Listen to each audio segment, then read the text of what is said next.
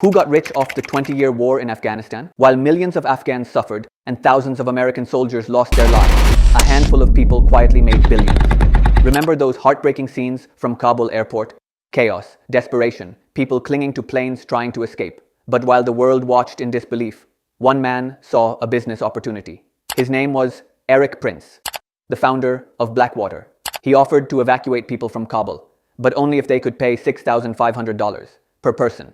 That was the so-called market price he set to profit off human desperation. But this wasn't his first war deal. For 2 decades, Eric Prince and companies like his made a fortune off US military contracts, building what many call the war economy. And he wasn't alone. Let's talk about Robert Stevens, the CEO of Lockheed Martin. Before the war, he made about $2 million a year. But as the war expanded, so did his paycheck, reaching $31 million annually. His company received $75 billion in Pentagon contracts in 2020 alone. That's nearly double the entire US State Department's budget that year. Then there's Stephen Orenstein, founder of Supreme Group. He won a contract to supply food to US troops in Afghanistan. Over 6 years, the Pentagon paid him $5.5 billion.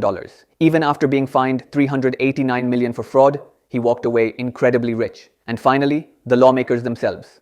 Republican Congressman Kevin Hern owns over $1 million in defense stocks, including $880,000 in Honeywell.